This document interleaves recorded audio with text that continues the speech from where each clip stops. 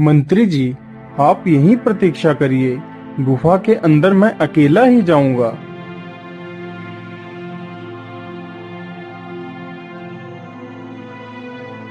अरे, यह राजा तो कितना मतलबी है। विद्याएं सीखने के लिए मुझे अकेला ही छोड़कर चला गया। लेकिन मैं भी देखता हूँ, आखिर यह कलाबाज आपको कौन कौन सी विद्याएं सिखाता है।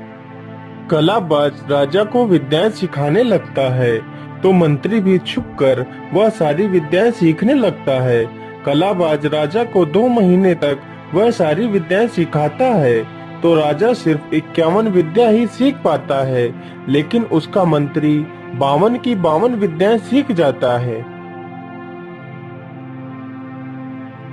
हे कलाबाज, मैंने आपसे 51 विद्याएं सीखी हैं। इतनी विद्याएं मेरे लिए पर्याप्त हैं।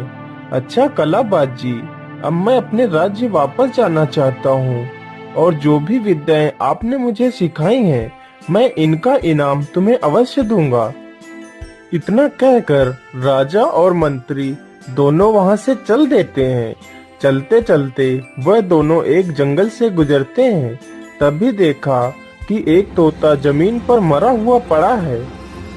अरे महाराज, आपने तो इतनी सारी विद्याएं सीखी हैं, तो क्या आप इस मरे हुए तोते को जीवित कर सकते हैं? हाँ हाँ मंत्री जी, क्यों नहीं, मैं इसे अभी जीवित कर देता हूँ। इसमें कौन सी बड़ी बात है।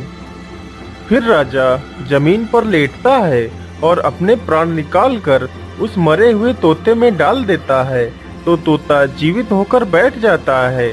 तभी वह मंत्री अपना शरीर छोड़कर राजा के शरीर में प्रवेश कर जाता है और तुरंत उठकर उस तोते को मारने के लिए झपटता है तो राजा मंत्री की चाल को समझ जाता है और फुर से उड़ जाता है।